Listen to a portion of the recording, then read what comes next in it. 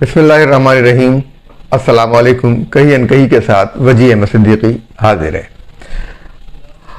पाकिस्तान में अस्पतालों के जो निर्ख हैं और ख़ासकर प्राइवेट अस्पतालों के, वो बहुत ही ज़्यादा हैं और इंसान की खाल निचोड़ लेते हैं। यानी आदमी ये सोचता है कि इससे बेहतर है कि वो मर ही जाए, इलाज न करवाए।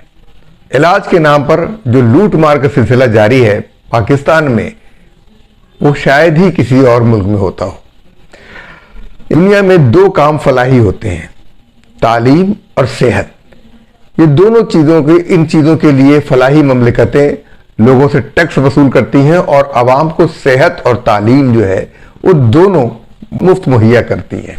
फलाही हुकूमतें आवाम से टैक्स इकट्ठा करती हैं ताकि उनको सेहत और तालीम मुफ्त मुहैया कर सके। मेयारी से तालीम और बेहतरीन सेहत का इंतज़ाम, यानी उनका इलाज बहुत बेहतरीन तरीके से हो, हर शख्स को इलाज की सहूलत मुयस्सर हो। लेकिन पाकिस्तान में इसके बिल्कुल उलट है।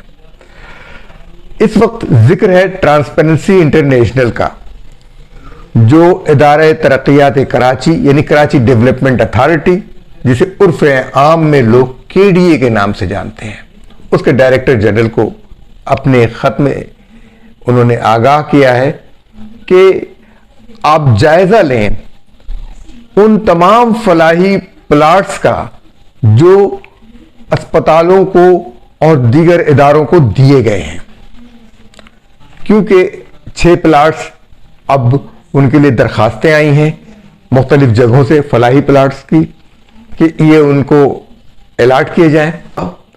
उस खत में वो जिक्र है कि KDA स्कीम 41 में सेक्टर 6 में और फलाही plot number ST1 Shaukat Rajput memorial trust ने अस्पताल की तामीर के लिए मांगा है। इसी तरह ST 3/1 ब्लॉक 3 स्कीम 5 क्लिफ्टन में मारवी मेडिकल हॉस्पिटल फलाही अस्पताल कायम करने के लिए प्लाट मांगा गया है।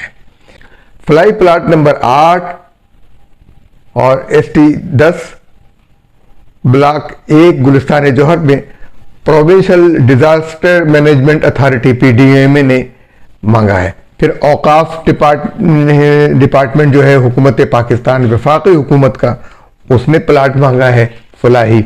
इसी तरह हुकूमत सिंध के एक्साइज एंड टैक्सेशन ने फलाही प्लाट मांगा है दफ्तर की तामीर के लिए।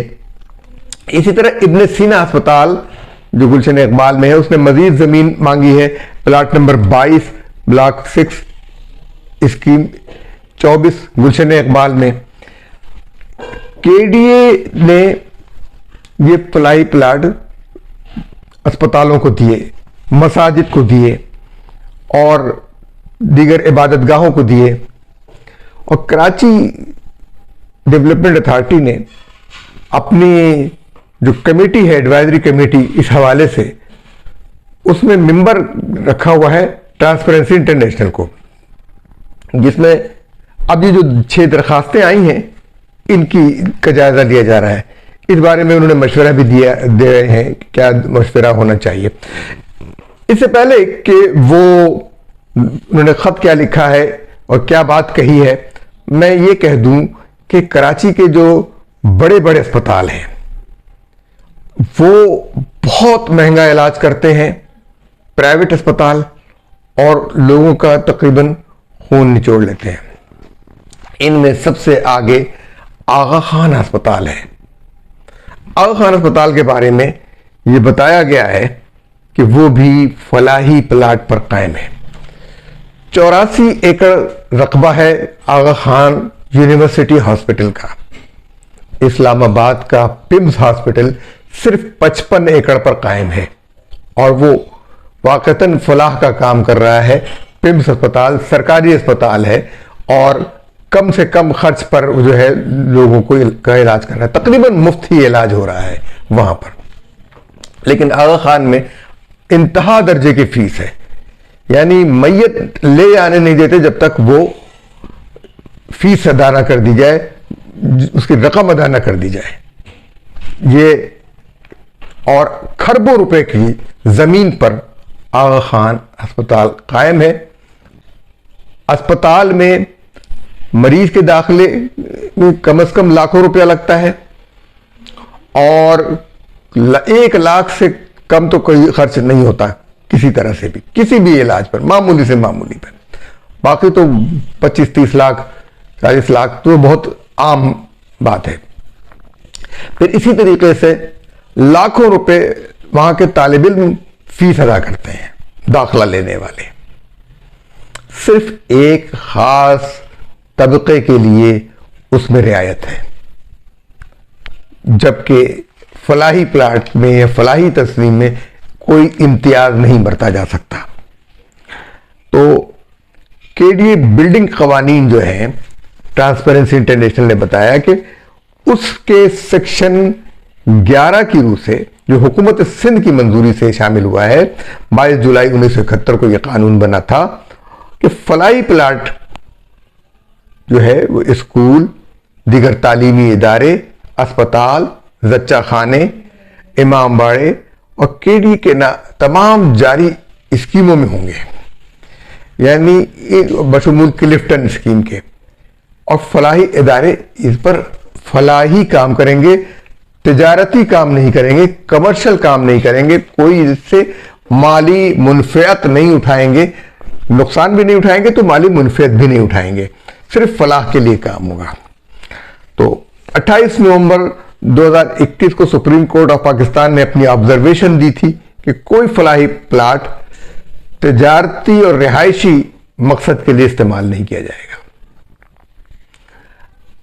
ट्रांसपेरेंसी इंटरनेशनल अपने खत में मशवरा देता है केडीए को कि चाहिए कि इन इदारों का जायजा ले जिन्होंने फलाही प्लाट फलाही मकासद के लिए हासिल किए, लेकिन अब तिजारती मकासद हासिल कर रहे हैं, जैसे Aga Khan university hospital, Ziauddin hospital, south city hospital अब प्राइवेट अस्पताल के जुमरे में आ गए हैं।